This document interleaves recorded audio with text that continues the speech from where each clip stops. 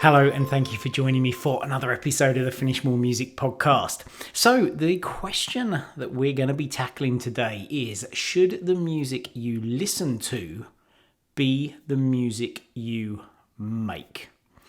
Now, this is a really interesting question, and it's the default of what most people would naturally, I think, gravitate towards, right? Well, this is the music I'm into, it's what I've been out partying to, it's the DJs I like, it's, if you're a DJ as well, it's the music I play, it's the labels that I really like. Therefore, by default, this must be the music that I was put on this planet to make. And maybe there's a deeper question here, which is the music we listen to externally a true reflection of the music we want to make internally, i.e. authentically? What's authentic to us? And so I guess the proposition here is, could it be that the acid test is actually what lights you up to write that music in the studio? And in my experience, this can create a real tension for people, because we tend not to want to let go of what we think we should be doing. And should is a big word, right? As soon as you say, I should do something, or someone should do something, you make yourself or them wrong if they are not doing that thing. Should is a really dangerous word, but often we're like, I should be doing this, even if we're thinking it internally. It's the music I love, therefore I should be doing this, even if it clearly isn't serving us well in the studio. And maybe you find yourself, struggling away trying to create a certain type of music and blaming everything else. I need more plugins, I'm not talented enough, I need more music theory, I need more this, more that, more the other. If you've followed this podcast for any length of time, you'll find that you can shortcut almost all of those things very, very quickly down to a core set of skills, knowledge, plugins that you might need to make any style of music whatsoever. But in this case, if we're actually pushing in a direction that isn't authentically us in the studio, even though authentically we like listening to the music outside, then things can be a real ongoing struggle. It can really be like, pushing a rock uphill and it keeps kind of flattening us going back down, and we have to go down, start the whole thing again.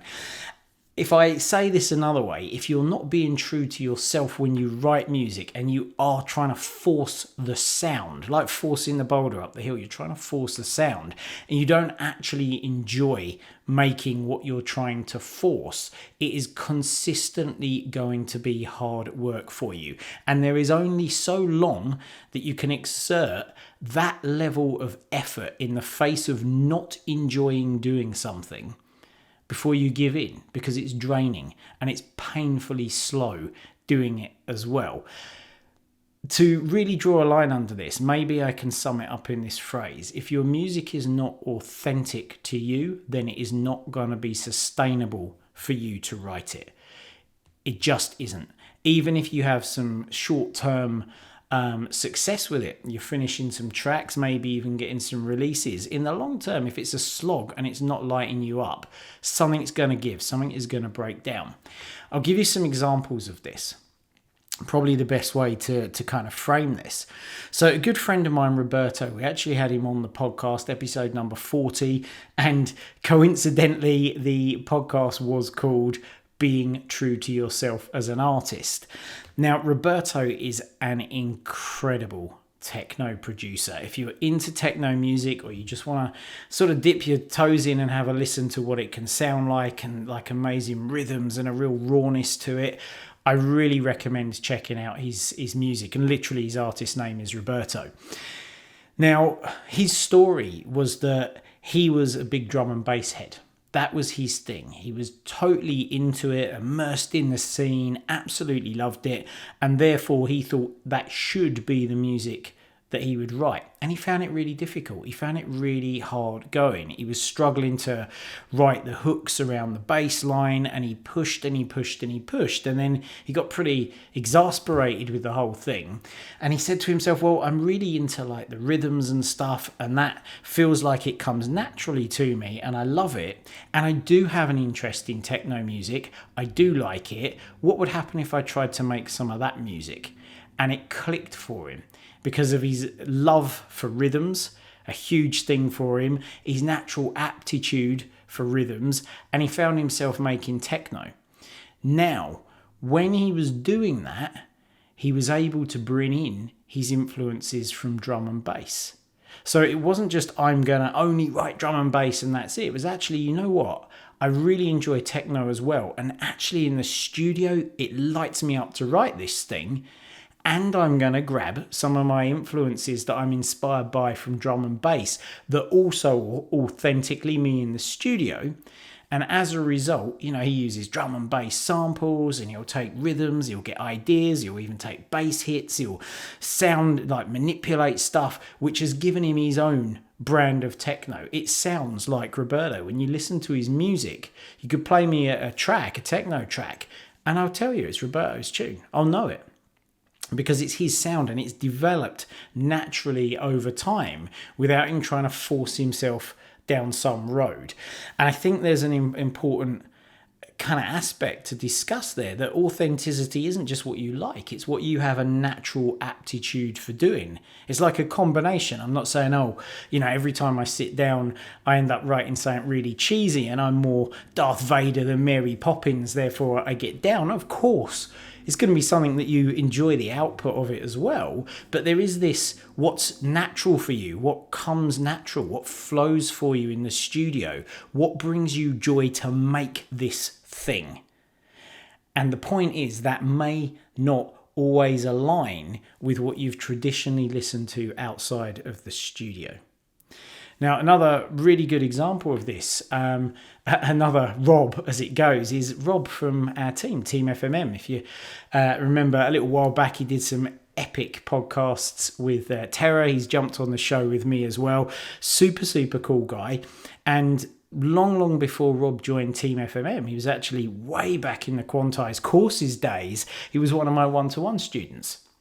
And then he joined FMM, and that was a real turning point for him, because Rob was, back in the day, what I'd call a jungle and rave music nutter, coming from the rave background myself. They were some pretty crazy times. Someone posted a video, actually, it was someone else who's been on the podcast, a guy called Lee Huddleston, another brilliant techno producer. He posted a video on Facebook not so long ago, which was of the early days where there wasn't like a camera phone in sight. Like, it wasn't a thing back then. You couldn't have one, and everyone was just totally immersed in the music rather than trying to look good on their phones or capture the event. And I'm going to sidetrack a little bit here because I just can't get my head around this.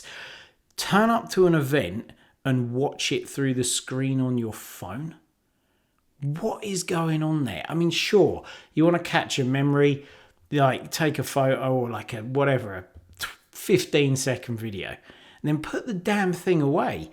The point of music is to be touched by it and immersed in it, not to be, oh, I've got to capture this for later, and then the experience you're going to get is just this crappily recorded video in the dark, with probably people's heads in the way, and the sound of your iPhone that is all distorted from what was going on in the club. It's like, be in the moment. That isn't a moment. I remember when I filmed something on my phone. The moment is being in it, right? Anyway, sidetracked massively there. Back in the day, like, dancing away to this stuff, it was all about the sound and, yeah, the pills and the potions and the togetherness. It wasn't about recording stuff or looking good. It wasn't a thing. So Rob was massively into jungle and rave music, and therefore he made the assumption, as it's natural to do, I think, I'm going to dabble in the studio. I'm going to see, and Rob wasn't a DJ or anything, so I'm going to dabble in the studio, and it makes sense for it to be this music, and that makes perfectly logical starting point. However, again, it was a case of, as Rob, literally his own quote when we were talking about this was, I utterly failed to finish a single track. There comes a point where it's like, this isn't working out for me. This isn't authentically how I want to work and what lights me up in the studio. And he banged his head against the wall for years, as so many people do, you know, really making themselves miserable in the studio. He had like a list of dream labels he wanted to get on. He was trying to emulate their sound, and he just found himself all over the place. He couldn't make any of it work. It wasn't making sense to him musically. It wasn't lighting him up. He spent a huge amount of money on hardware and samples and all of this stuff. Now, when he joined FMM, one of the things that we did, we were looking at, well, what do you enjoy doing in the studio? And what don't you enjoy doing? And how is that marrying up with your tastes? And through a conversation and a dialogue and a breaking this down, actually he also was into like house music and techno. And there was this thing called tech house, and he was kind of interested in that. So he went down that road of starting, okay, well, what happens if I try writing tech house? And again, it was something that lit him up. He took to it like a duck to water. He's got a bunch of releases out now. He's still consistently finishing and releasing tracks. And guess what happened? Authentically, the rave stuff started to come in. And I think you could, if you were to describe Rob's music, a lot of the time you'd say it was rave influenced tech house. It's got all the big stabs and all of those kind of classic noises. Even the tonality of it has got that kind of old raw sound to it. It's absolutely awesome.